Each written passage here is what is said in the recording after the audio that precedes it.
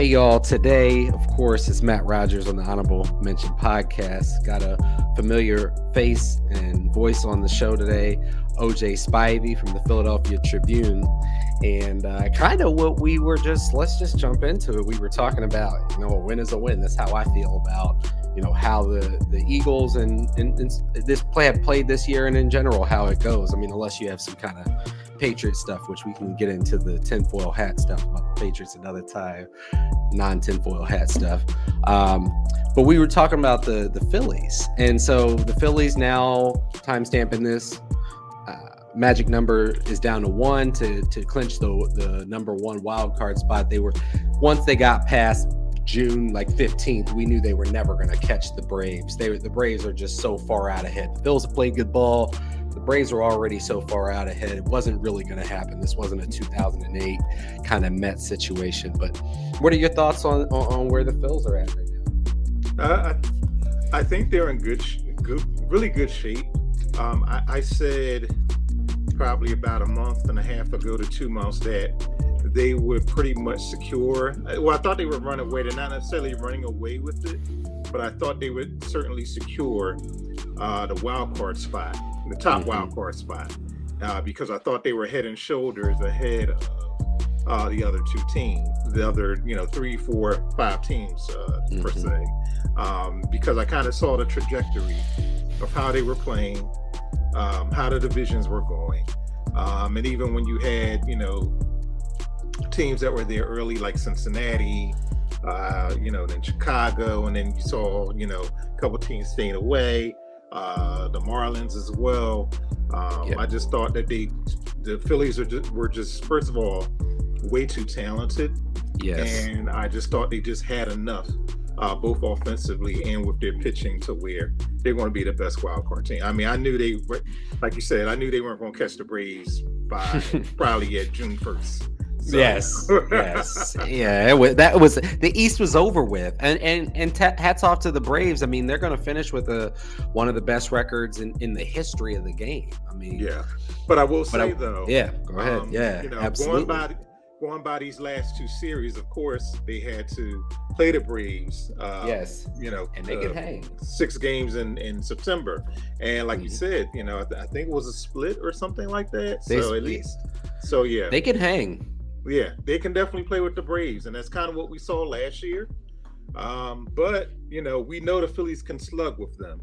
The question is, if the Phillies are going to advance in this year's playoffs, how is their bullpen going to hold up? I think their starters will be okay. I'm not as worried about the starters as most people are. Wheeler had a great outing this weekend, even though Walker had a no decision. It's going to kind of be a debate on who's going to be the third starter, in the playoffs. But I think they'll be fine with Wheeler 1 and then Nola 2nd. And, I thought Nola had, I think his last outing was a great outing. So I think, that's encouraging for them to peak at that time. So interesting to me. Oh, yeah, absolutely. And Nola's been a big question mark for me this year. If I had to say, I continue to say this actually, is that if you ask me why the Phils they were never going to be, I think, as good as the Braves this year, but Nola has not been good. But somehow, I don't know what it is, but when Taijuan Walker takes the hill, they win more than 2/3 of the games that he's out there on the hill. I mean, and even when he doesn't pitch well, right? They tend to, whether it becomes a no decision or they'll come back. And Phillies are a great comeback team as well. Absolutely. I don't know how much you can get away with that in the postseason, but I think they're going to be fine. My biggest question is the bullpen, because that's right. Because the starters did not go very deep early on in the season. I think the bullpen has been taxed a little bit. I definitely think Craig Kimbrell is taxed. Yes. He's definitely pitched more than he has in years, and I think that's going to be a problem. And I don't know how much you can throw him out there during the playoffs. They need to give him a week or so. Once they lock this thing up, just let him, put him on ice for a week or so. I would consider that. That's probably not a bad idea, man. I don't know how much They're going to, put this kid in that we saw over the weekend, Kirkering, I should say, or Ryan Kirkering. The young guy has some stuff, and that might be something that Rob Thompson can pull out of his hat because there's really no film of him other than the other day. So I wouldn't even pitch him all that much for this last week of the season because I wouldn't want the opposing teams to get a feel on, what he throws, his delivery, and they could just simply go by the minor league tape, That's right. But I think they'll be fine. I think everybody's peeking at the right. Look at Nick Castellanos, man. Yes. I mean, he's the first guy that he has a career high in RBIs, which we probably thought that would happen last year. But I mean, he has been streaky, but he was an all-star, but he's become hot at the right time. Yes, he has. Even though Trey Turner has slumped a little bit, I think he'll be okay come playoff time. Absolutely. Because that's what he's used to. And you know what you're going to get with Kyle Schwarber and Bryce Harper. We talked about Schwarber early in the season, and baseball is already a funny sport. Yes. But I think they mentioned on the broadcast the other day that he would be the first player to have 40 home runs, 100 RBIs, score 100 runs, and still hit under 200. That's just I'm still trying to wrap my head around it because that's even strange. But he's incredibly valuable. He really is. It's even strange for baseball because, that's the one game that has little nuggets where, you put one stat against another and it just doesn't make sense. Yes. And, it's older. I'm getting older, of course, on the other side of 50. And I'm starting to be at that point where, you might have seen it all, but the Kyle Schwarber thing it's just crazy, and it's great for the Phils, like you said. It's amazing. It's you got six. No matter if they're throwing out Jake Cave or Pache or whoever it is that they throw out on the lineup, the 1 through 9, 6 of those guys can hurt you every night.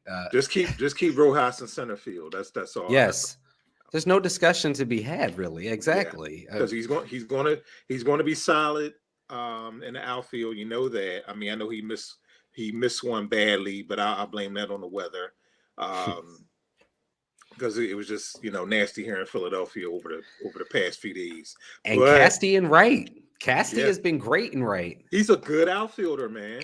You can no longer say that he's an average outfielder. He is a good outfielder. Oh, that double play he rung up the other day, catching the foul ball, going the other way, turn over his shoulder, fire it home. I played outfield in high school. You got to have some balls to, have the confidence to do that and say, I'm going to throw the MF out, especially from that angle. From that angle, I mean, and you can see to turn, while he's catching it. Yeah, catch while he's catching it and turn it on the fly. That's Willie Mays stuff, man. That was nasty. I mean, they're rarely in baseball. That's Roberto Clemente stuff coming from right field. That's high praise. That's high praise, Cassie. I hope that gets to you, man. That you've been playing great stuff, man. Keep it up. Yep. So let's get over to the timestamp this, just so you know. This is being recorded before the Monday Night Football game, but we may be predicting a lot of what we will see this evening. Maybe not. Maybe I'll be off. But let's first stop in somewhere else in the NFC East, where there's been so much hype and so much ridiculous, selling high of the Cowboys, and there's a lot of crow eating to be done right now because they were number one on people's power rankings after playing the Jets and the Giants. Now they cowboyed. The Cowboys have now cowboyed. Do you think that kind of takes some wind out of the sails of the Eagles naysayers, or it don't matter? Even if the Eagles get an ugly win, even if the Eagles are 3-0 and the Cowboys are 2-1, you'll still have those nervous folks out there. Well, I'll say this, Eagles fans will always take solace in a Cowboys loss, especially the way they lost yesterday with it was beautiful. Horrendous Dak Prescott interception. They got Kaiser White. Shout out to Kaiser White. Solid from Kaiser White, exactly, former Eagle. But yeah, just the way they lost, you can always take solace through that. That's good for about 24 hours. But now that the Eagles have taken the field, they're going to take the field for Monday Night Football. You know that's in the rearview mirror. You know what I mean? It's even more emphasis to win, because if you do lose, you're back tied with Dallas. You're back tied with Washington. So that's what you're looking at. So it's even more emphasis for them to win. And you know, I don't think it's going to be an easy game, but I do think the Eagles can prevail and beat. I look at all the factors. I know Todd Bowles is going to throw everything, including this kitchen sink, at Jalen Hurts and Brian Johnson. But I do think they have had 11 days to try to figure this offense out and make it a little more proficient. And I'm not even I haven't even been as critical as other writers, and I get it. And everybody wants Jalen Hurts to throw for 300 yards every week, and they get enamored with what they see on Sunday. They're still getting enamored with Kirk Cousins, still getting enamored with Justin Herbert, and everything. You know, those guys. I know they played each other yesterday, so on Sunday, but somebody had to lose. Somebody had to lose that game. Somebody had to. Combined one win. Neither team deserved to win that game, by the way. No, that was awful football, y'all. Again, go back and watch, y'all. That was, you got a quarterbacks throwing for 8 million yards. You got, Keenan Allen damn near the catch record yesterday. Times. I don't want Jalen Hurts throwing 50 times. Come on, we don't want that, y'all. Yeah, like, do you really want your quarterback throwing 50? If you're throwing the ball 50 times, number one, you're probably in a shootout, and number two, you're probably losing. Yes. You're probably behind in the game. I mean, they say, oh yeah, you see the stats, it's all gaudy and everything. Justin Herbert threw for 400 yards. Kirk Cousins, 375 and 3 touchdowns and everything. But he's going to fumble the ball away. Some dumb play is going to happen. Brandon Staley can't get out of his own way. No. In Los Angeles. So. It's incredible that he won that game despite that stupid decision. That was crazy. They absolutely won in spite of him. To go for it there was just, there was way too much time. No, I mean, even if there's no way you really and then when you look at the analytics, I think you had an 89% chance of winning the game if you converted that fourth down. You had an 82% if you punted it. It's like we're way overthinking it, guys. Well, that's the crazy thing about it, because that's what Brandon Staley is known for, analytics. I get it. You should think about, am I statistically better off if I do X thing? That should always be, we always do that subconsciously, but sometimes just the smart football play is the smart football play. You punt the ball there. The smart play is your gut, and you don't outsmart yourself. And also with Josh McDaniels in the Sunday night game. So he wasn't as fortunate as Brandon Staley was. Good for the young lovers of football coming up, Yeah. And again, I think people going a bit overboard with Jalen Hurts and not throwing for 200 yards in either game. He wins. And, like we said before the show, a win is never a win in Philadelphia. It's how you win, how you're supposed to win by more. You could even cover the spread in Philadelphia, but okay. And people can have Sam Bradford. Why you got? Because his throwing motion looks 70%. Beautiful. Yeah, Mr. Short of the Sticks. There you go. Yeah. So there you go. But 19-1 in the last 20 games.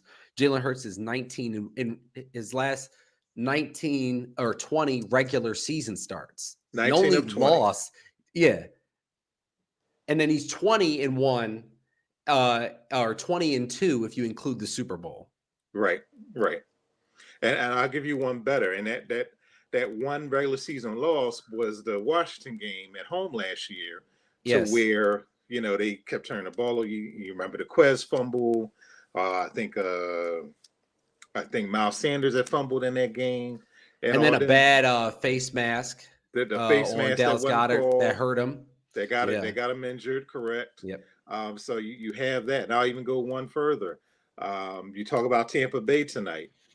Jalen Hurts is 18-1 since Tampa Bay cornerbacks coach Kevin Ross hollered out, "He can't read."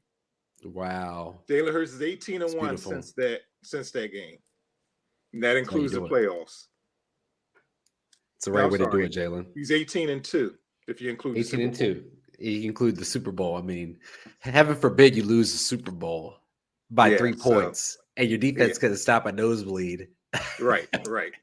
Got people running in the end zone, wide open. I could say another word for lack of clothing, but that's how they were scoring. And admittedly, Patrick Mahomes said we could not let Jalen Hurts get the ball back. They did about that was their main focus. Whether they scored or not, they was not going to let Jalen Hurts get the ball back in regulation. So there you go. So are you buying the talk of a little added motivation for from the 2021 game? I think so. Okay. Jalen doesn't reveal his cards, reveals his hands, but he gets in there a little bit, couple sayings that, he'll probably, run by every now and then. I think he does, but I also think, you also have to be careful not to get caught up in that. Mm-hmm. And I'm pretty sure that the coaches are, probably reminded him of that this week, and probably just don't even worry about it. Because I think actually Nick Sirianni was asked about the Tampa game, and he pretty much dismissed it and says, "Hey, we're a different team. They're a totally different team. So totally different team. Significant upgrades on defense. Not only the differences from Tampa Bay, but from the Eagles. There's a lot of the same faces, but significant upgrades on the defense. And then you got AJ Brown is such a game changer that really flips everything. And in the emergence, the Devontae Smith, you still have that same number 6, but that was baby Devontae. Now you got. He's basically junior high Devontae right now. He's not even high school. Yeah, he was grown man Devontae yet. And the fact that he was basically the only option in that game. I mean, you could throw in Goddard maybe, but you got to remember who they had on the other side as well, Jalen Reagor. Mm-hmm. And they were steady trying to get him the ball. They were committed that he was going to be good. So yeah, that's an organizational thing. Yeah, because they were trying for years to justify that first round pick, which I thought was a mistake from the beginning. And you could tell they were trying to justify it, like in the play calls and things like that. I literally, and I never make it that serious, but the night that they drafted Jalen Reagor, I literally wanted to throw my phone at the television. Because you could tell they were teasing it, and I'm like, okay, the organization is kind of teasing this a little too hard. They're trying to fake him out and get a better player. Because when I was seeing him at TCU, I'm like, this guy is a very straight line runner. Yeah, he's fast, but I'm not seeing anything that I'm like really like takes my breath away. There's nothing that justified him getting drafted 21st overall. I believe it was 21st overall. I mean, it makes no sense. I mean, not only was he not better than Justin Jefferson, because he wasn't even then, but he just wasn't a first-round receiver or even a second-round receiver himself, period. You could just look at the difference, the night and day of how you just said Devontae Smith, AJ Brown. Look at how they run routes. Yes. And you also look at I'll probably even say that Devontae is high school, because I've seen him make a lot of tough catches, tough catches over the middle. Yeah. And he gets right up, and he's not a big guy. He's very tall, but Devontae's not a big guy, and no. I'd be shocked at the times that he gets up, because he's literally one of the toughest guys on the team. I don't know how he does it. So let's go through some of the statistics. When people look back, like I said, most of y'all will be listening to this after the game or maybe even during the game. And so let's say who's going to lead the team in rushing yards. DeAndre Swift had a huge week last week. There's a lot of excitement around him, but we will have Gainwell back today for the game. So who are you thinking leads the team? I was going to go off the cuff and maybe say Hurts, but I do think that Ty Bowles and company is still going to try to keep him in the pocket during this game. But I'll default it right to DeAndre Swift again. And I anticipate that they may not even get a whole lot of rushing yards tonight, but I think Swift will lead them in rushing once again because I think they found something there and they're going to stick with it. We're the ticker. We're 1-1. I told y'all before the season is the season preview. I was going to keep the ticker. And during the first week, I'm like, oh my God, damn it. I put it on the show that I don't even know if he had like 8 yards. I mean, he did nothing week 1 and then bust on the scene with like almost 200 yards. We may not even have seen Swift as much last week if the previous game, if Gainwell didn't get hurt. Who knows? Exactly. So. They kind of stumbled into something. Right. Because the way he was hitting those holes was beautiful. It was it wasn't just toughness or speed. It was honestly, vision. I knew him more of a receiving back, and I did not realize that he could hit the hole that way. Ooh, it was smooth. Watch him tonight, or go back and watch the game, watch the replays, and with the look of the perspective we're trying to give you here. He glides the way he runs. He's more so glide. He's not galloping. He's not, rushing. A lot of times you would see the Eagles plow, some lanes for Miles Sanders.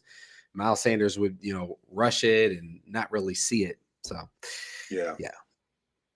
Receptions. Who do you think leads the team in receptions? There's been a lot of talk about A.J. Brown and how upset he was. Of course, we've heard all that. Who do you think actually, after when people look at the box score, is going to have led the team? It got to be AJ, right? He's on all the parlays. He's on all the prop bets and everything tonight. But again, it's important that they don't force it because you saw in the Vikings game, I guess after that little discussion or the sideline. Yes, it was discussion. They tried to force a little, but strong discussion. But I will say he had one touchdown that was called back, and he had another where the defender was, almost giving him a piggyback. So yes.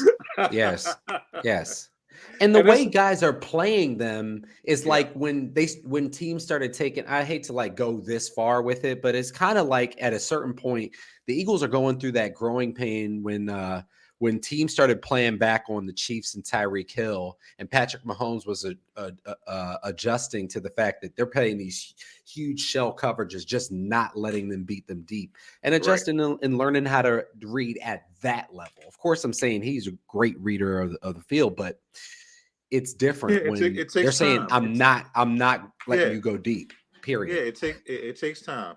It takes time to adjust in game and with the coaches as well. I mean, it's really, a lot of people say it's a chess match, but it really is. As a cliche, a chess match at a cliche, but it really is. Yes, and in fact, this is coming up, so I'll give you this scoop. Go ahead. I got to interview Malcolm Jenkins last week because he has a book being released next week, and he told me a lot of nuances about the game. I asked him, questions. And what he really explains in his book is a lot of contextual nuances about how the game is played and what he had to do. And if you remember him as a player, as being as versatile as he was, playing some corner, playing in the slot, all those things, you know. That wasn't just something that came about. He had to learn, and he had to learn throughout his career, and actually prove to coaches in New Orleans and in Philadelphia that he could do those things. So it's To the point very that they trusted him and didn't take him off the field for a snap one season. exactly. It's football. It's a simple game, but it's complex for the average fan to understand. And I remember one Hall of Fame player saying that coaches make the game complicated, which is very true. Yep. But I think the average fan or the average talk show host, I even say that because a lot of those MFers don't know what they're talking about either, because they're just basically throwing shit out there to entice, Yeah. entice listenership and people. Selling. Yeah, I'm gonna say that right because They're selling. And what gets me upset is people, and it's okay if you want to understand it as like pro wrestling, though. It is. Yeah, that's another thing. But what gets me is I will go off on a rant here, but what gets me is a lot of times they're sitting next to a former player and they're just letting them go on like that, like knowing that they don't know what they're talking about, and they're letting it ride, which upsets me because they know freaking better. But anyway, but there are a lot of nuances, and the game changes frequently. I always used to say, and I don't even think it's even the case anymore. This is when I was younger. The league changes every 5 years or so. It takes used to take like every 5 years or so for a league to catch up on an offense, to maybe catch up on a defense. Yeah. And you could look at the examples. Look at how, and I don't know how this may predate you, Matt, but if you look back at gimmick offenses like the run and shoot, you look at the even like the Wildcat, Yes. So, and even back in the day, if you go back to the late 80s and the early 90s, when quarterbacks in teams like Boomer Esiason did a no-huddle offense, Jim Kelly in Buffalo, they stole the no-huddle offense from Cincinnati and more so perfected it and everything. And it took a while. That's why Buffalo went, they had a great defense as well. But that's why they went to the Super Bowl 4 years in a row, because the defenses just could not catch up with it. And then you have I'll go most recent, the Legion of Boom. Look how tough it was for teams to beat them. Yep. And we all know what happened in the second Super Bowl where they should have won. And absolutely. It kind of upsets me because that was like it's one of my favorite teams to watch of all time. That Legion of Boom defense, because I thought they were so dominant. And in the modern era, the best defense of the modern era. For that goal line play, that interception, to me, that kind of tarnished their legacy. I still think they're great, but had they made that play and had they won that Super Bowl, we would be talking about the Legion of Boom like the Steel Curtain. Yes. Doomsday defense. No-name defense. We'd be talking about them like, even though they only did it for 1 year, we would be talking about what the Ravens did in 2000 with Ray Lewis. So, but it's football is it's another crazy game, and I think it's very dangerous and very irresponsible. And I'll even go and said this because I'm getting old, man, so I don't freaking care. I think it was very dangerous and very irresponsible for people like Ron Jaworski to come out and say that Jalen Hurts is not reading the defenses. That's very dangerous and irresponsible. But then again, I take that with a grain of salt, because he's not one who was in favor of mobile quarterbacks anyway. Going back to the guy who replaced him. That's the truth be told. I mean, that's nobody talks about it, but that's the truth. Yeah, but I mean, he was out front when Jalen Hurts first became the star, and it's like, oh yeah, he didn't think anything of him.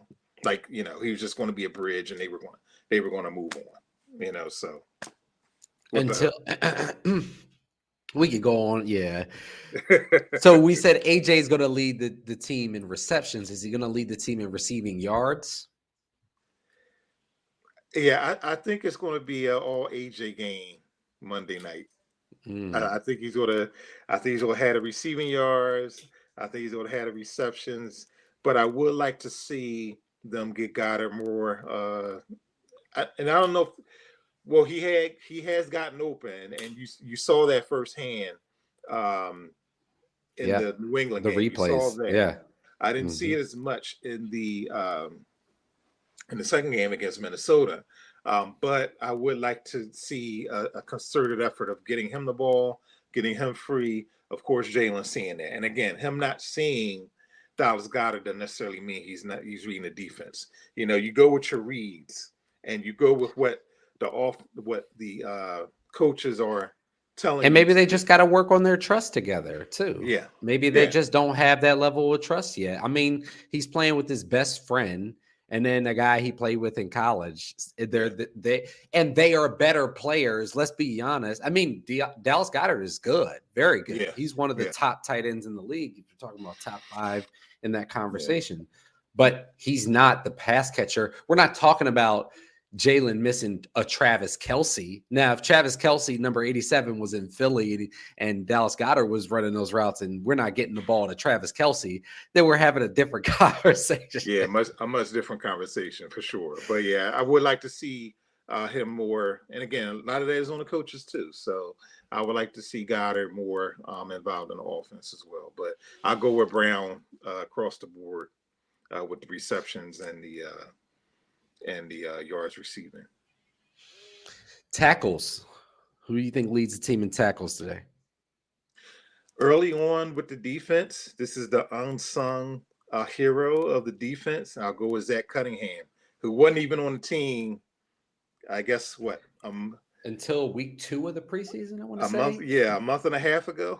Yeah, absolutely. Yeah, but he's been very solid for them, despite what you see in the second half and the fourth quarters. And again, when you're down, that forces the opposing offense to air it out, throw the ball, and everything. But I think Zach Cunningham's been very solid, and I think he'll lead the team in tackles. He probably could lead the team in tackles for the season, but we'll see. When the Kobe, we'll see according to when the Kobe Dean comes back. And we see when other teams start selling too, because I wouldn't put it past Howie to make a little sneaky move or two here while Perhaps. Yeah. as you get people like the Panthers and others start to be in the cellar early. You got till week 8 to make a move out of the pennant race per se. Oh, definitely out. Yeah. Let's go off and they need to go ahead and let us get Jeremy Chin. Come on, you take a 2, take a 3. There might be something to keep your eye on. They got to start drafting corners, though. I will say that they got to start drafting some. People have talked about Brian Burns, but that's just the bad. It's not a need. It's just strengthening a strength way too much. It's like way too much of a flex. That's the hot guy that's out there. So, but we'll see. We'll see. Yeah, I wouldn't expect it, but we'll see. So you talk about young corners. Who leads the team today in pass breakups? Josh Joby. I guess he's playing on the outside tonight. Josh Joby's playing on the outside. Bradbury will reportedly start in the slot, which brings me. Why do we have to tell people that? Yeah, you're right. I mean, the Eagles didn't say that necessarily. So, but you know how media is, and how media. I don't want to even say the city, but you know how media is, man. Got to have information. So, but I wouldn't be surprised if the Eagles counter that and not start out that way, and then they switch it off. But I do think Bradbury will have a chance to break up some passes because they are moving him around. Mario Goodrich. You think we'll see some Mario Goodrich? Well, Goodrich is inactive. He's inactive because Bradbury is back. So we're going to see Slay. You're going to see Bradbury, and you're going to see Joe. That's the 3 guys now that Maddox is out. And again, well, I haven't said this to you since we last we were last on together. Eagles really like Job. They really like Josh Job. And despite the touchdown that he gave up, he did play pretty solid. Absolutely. And he's a big guy. He's a big body. He had a great training camp. He had a great training camp, and that's why he was the number 4 corner. Well, he actually is the third, slotted as the third I want to say slot, but Yeah. he was designated on the depth chart as the third cornerback. Yeah, he To got spell us to Slay, cut to Greedy. People were spell. all excited about Greedy. Greedy was gone because of Job. Yeah, exactly. So probably even more so because they like Goodrich more so, but yeah, they're really high on Job because he had such a great training camp, and I saw it firsthand. Sounds like you say you think that it's going to be a closer game. Give us a score prediction. I think it'll be tight early, but I think the Eagles will prevail 30 to 20ish, because I know that Todd Bowles is going to he's going to try to do everything to try to confuse Jalen once again, like the other coaches have done. Flores, Belichick. But I think they will prevail. I think they will figure it out. And I'll even go as far as saying this because I just don't see, even though he's played well, I just don't think. I don't think that Baker Mayfield is going to be able to beat the Eagles. To put it where he has to put it on his shoulders. Tampa doesn't have a great running game. They're not going to put us away. They're not going to go and score 40 and go run and Exactly. hide and hand it off. And I think Baker's going to have to make plays throughout the entirety of this game. Right. And I think between the Eagles' defensive line versus Tampa's offensive line, which isn't particularly good, even though they're 2-0. I just think guys like Jalen Carter, Jordan Davis, even Fletcher Cox, they're going to be able to eat in that interior, and I think they're going to give Baker Mayfield a lot of problems. After the Eagles leave Raymond James Stadium with the W and take it, and they go to 3-0, come back to Philadelphia on October 1st to play the Commanders. Is there anything now? Obviously, they just got the brakes beaten off of them. Is there anything you're looking forward to in that game as a reason for incredible confidence, other than the fact they just got drubbed, or is there kind of like a trap game feel looking ahead here? Yeah, I hate the turd trap game, and just kind of to backtrack what you were saying as far as how will they win? It's not about the Eagles winning; it's how will they win? How much did they win by? All those things, and of course, unless the Eagles probably score 40 points this Monday night game, people are not going to be satisfied. Or again, if Jalen Hurts doesn't throw 300 yards, they're going to have something to complain about. Because I go back to this, and as we were talking about the Phillies earlier, in my current article in the Tribune, I put in the first paragraph the great saying that Hall of Famer Mike Schmidt said. And he said that, and forgive me for paraphrasing, he said, Philadelphia, the only city where you can experience the thrill of victory and the agony of reading about it the next day. Yes, exactly. No, it's perfect quote. But as far as the Commanders is concerned, I do think even more so than this Tampa game, I think the Eagles are going to have more of a chip on their shoulder, and more of a look of revenge because of how they looked in that. Yes, was a Monday night or Thursday night. That prime time game Monday night. It was Monday night last year. Yes, that primetime game at the Link, because they were so sloppy and sluggish during that game. I think they're going to have a lot to prove to try to go back. And I think they might see, even though it's one game, they played against Buffalo, which has a superior defense. What they did to Sam Howell on Sunday was just unbelievable, forcing those 4 interceptions. That was crazy. Oh, horrible. Yeah, I mean, Sam Howell probably should have worn a diaper for that game. But, yes, he did, because he kept getting into the red zone. He was like, okay, they're going to try to make a game. No, another pick. Yeah. Buffalo's linebackers are crazy, and that's a Sean McDermott staple. And that's not going to be an easy game for the Eagles come next month, but we'll see. I think it's October or November. I can't remember. October 1st. October 1st. It's the next game after trap game. So So yeah, so I'm just putting it out there because I already know when people listen to this, the Eagles going to be 3-0. And so the conversation going to be about the Commanders and how they just got yeah, blown out. So all the WIP and sorry to throw names out here, all the Fanatic, all these people, but they're going to be talking about how the Eagles are already 4-0 as of Tuesday morning. And so well, here's a couple things. Yeah. Lastly, with the Commanders, I do think with what you saw with Sam Howell last week, I think the Eagles may smell blood in the water, and they may try to take advantage of that, and getting pressure on him, forcing him to make mistakes. And I think also it's very important for the Eagles to just win this game. Yep. I don't think fans should focus on how they win. Of course, you want to improve every single game, but for them to go 3-0 and be only the third team remaining to be 3-0, was at San Francisco, and then who's the other team? I can't remember now. But San Francisco. Oh, in the NFC, I know it's San Francisco, Tampa Bay, and it's the Dolphins. Tampa Bay. Yeah. Yes.